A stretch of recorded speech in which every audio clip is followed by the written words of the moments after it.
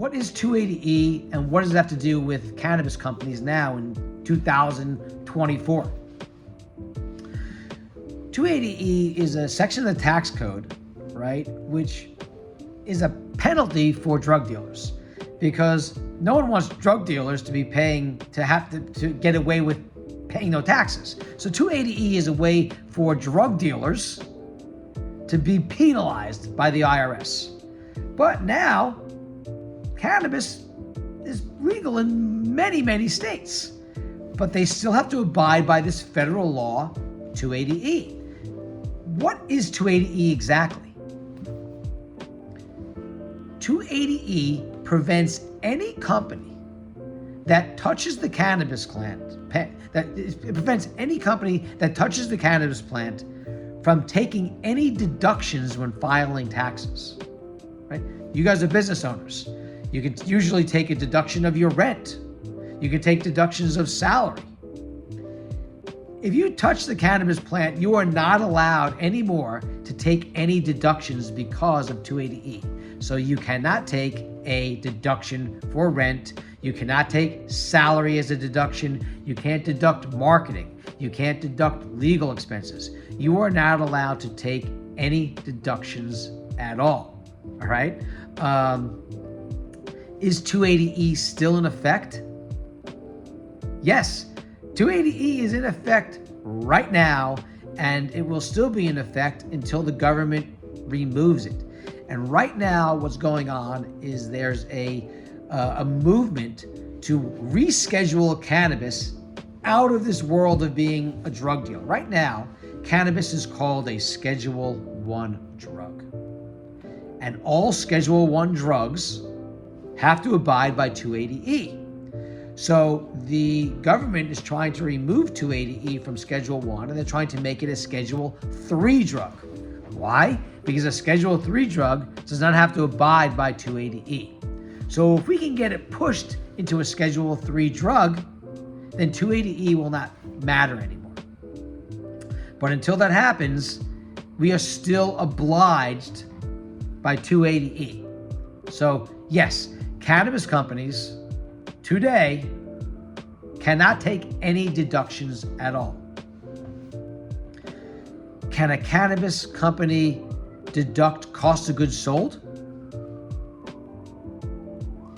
Yes. Cost of goods sold is not considered an expense. It's a direct cost of sales. So the IRS says you are allowed to take cost of goods sold.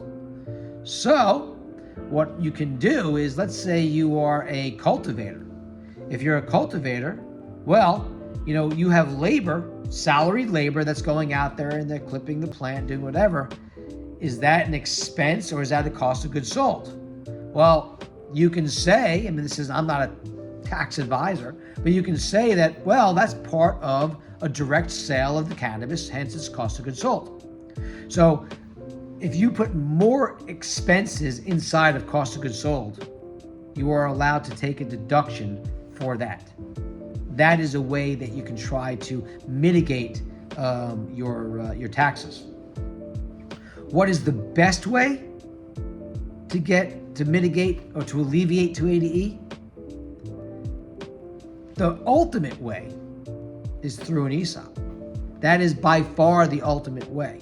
Because with an ESOP, right, here's the key with an ESOP.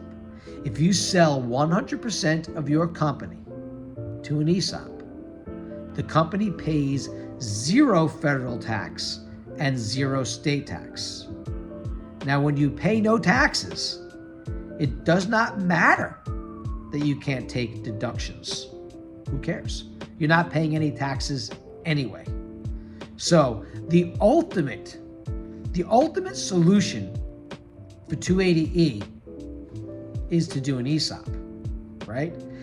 And even, think about it, even if 280E goes away and a company is rescheduled, and even if the government reschedules from Schedule 1 to Schedule 3 and 280E goes away, all right, does it make sense to do an ESOP?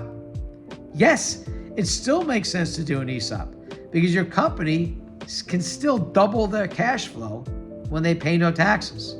Think about it. Right now, companies making $10 million a year with 280E. With 280E, let's say the effective tax rate is 65%. So on a $10 million in net income, they're going to pay $6.5 million in taxes.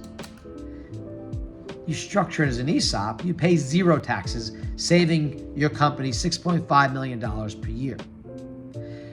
If 280E goes away because they reschedule, now the effective tax rate for a $10 million company will be $5 million.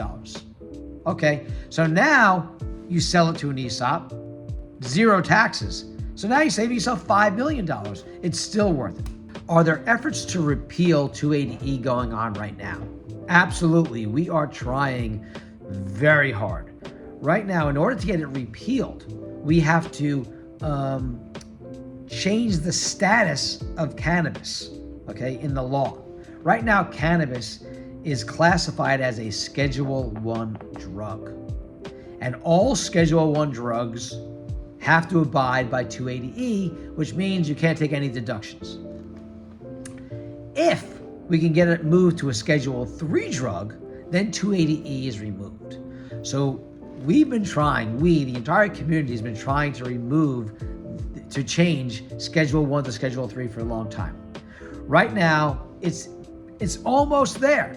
We're almost there. And if we can get it rescheduled, the DEA has to say yes to this. And there's stuff going on, legal rulings going on.